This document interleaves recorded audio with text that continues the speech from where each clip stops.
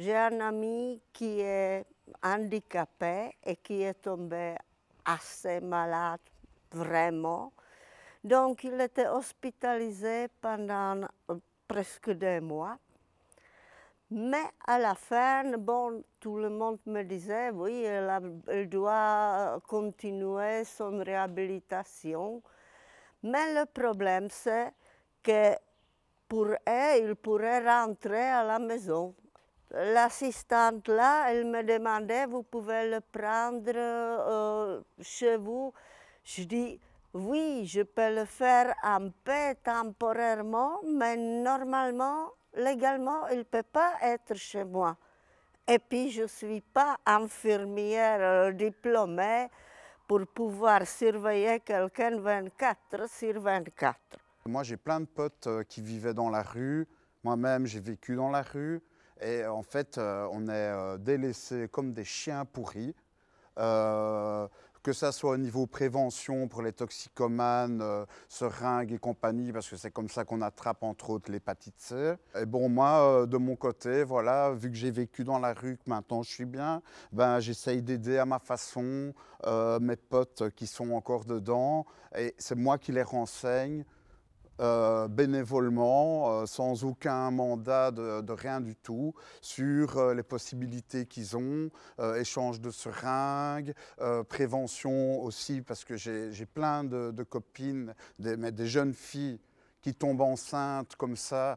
Elles ne savent pas comment s'occuper de leur bébé après. Ça, c'est le quart-monde, on appelle ça. Rien que ce mot, déjà, il mérite le poil. Et alors tu as des gens, tu vois, des amis, ils sont là, malades, ils crèvent de faim, ils n'ont pas de couverture, ils n'ont rien. Ah oui, mais il y a le CASU, hein. Ah, le fameux CASU. Et alors tu téléphones, c'est un numéro gratuit. Déjà pour réussir à les joindre, bon, c'est tut, tut, tut, tut, tut, tut, tut. Et puis voilà, tu leur expliques gentiment, calmement, sans t'énerver ni rien, que tu as un ami là qui est en train de presque de crever devant toi. Et non, ah non, on ne se déplace pas pour une seule personne. C'est proprement scandaleux quand tu sais que tu as des trucs comme le Resto du Cœur et les gens ne sont pas au courant. Non, quoi. Et encore, quand ils se pointent là-bas, il suffit qu'ils soient un peu déglingués. Mais comment tu veux ne pas être déglingué et puant quand tu vis dans la rue? Par exemple, l'accès aux douches. Il n'y a pas de douche. Il n'y a pas de douche. Il n'y a rien.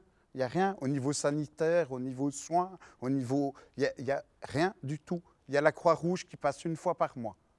Ah, c'est génial, avec ça on est sauvés, hein. Je vais parler en général pour les personnes qui ont des problèmes psychiatriques. Je pense que ces personnes ne sont pas considérées comme des individus à part entière. Ils sont mis dans un seul calibre. Ils sont traités comme une généralité. On ne traite pas les personnes cas par cas et on ne les respecte pas en tant que personnalité. C'est-à-dire ces personnes reçoivent tous un traitement unique, c'est-à-dire le même pour toutes les personnes, alors que ce traitement devrait être adapté à chaque personne. De plus, on ne les écoute pas. Ce que je pourrais dire aussi, c'est que souvent on les prend pour des personnes déséquilibrées qui disent des mensonges. Et quand on veut communiquer avec eux, il n'y a pas moyen. Un exemple flagrant d'une médecine à deux vitesses, c'est-à-dire qu'il y a une personne qui s'est opérée d'un hallux valgus comme moi, mais qu'elle avait une assurance hospitalière. Et moi, je suis passé par un réquisitoire du CPAS. Et en fait, quand l'opération s'est déroulée, j'avais droit, je devais mettre une chaussure. Mais comme je n'avais pas 50 €, bon, on m'a mis un plâtre, ce qui a provoqué chez moi une nécrose. Alors que la personne qui s'est opérée, on lui a fourni les chaussures, et bon, voilà quoi. Donc ça fait maintenant, moi ça va faire 1 an que je suis dedans, et elle, en 1 mois et demi, elle est bien. Donc je pense que quand on se présente avec un réquisitoire à l'hôpital, on n'est pas aussi bien reçu que si on va et on paye cash, quoi. J'ai eu quelques difficultés de de dentition, quoi. Voilà, quoi. J'ai été chez le dentiste. Ce qu'il me demande pour réparer mes dents est exorbitant. Moi, je suis prêt à le payer.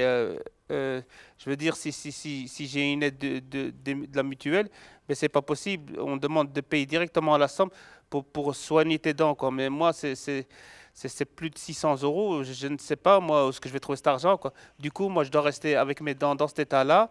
Et du coup, ça ne m'aide pas à évoluer socialement, quoi. Quand je vais au travail, enfin, quand je vais pour des entretiens d'embauche ou des choses comme ça, ou que je vais aux intérims, les gens sont directement froids, quoi, parce qu'ils voient que voilà, quoi. Et comme ça, j'ai du mal à parler parce que je n'ose pas parler la bouche ouverte parce que j'ai peur que les gens voient mes dents.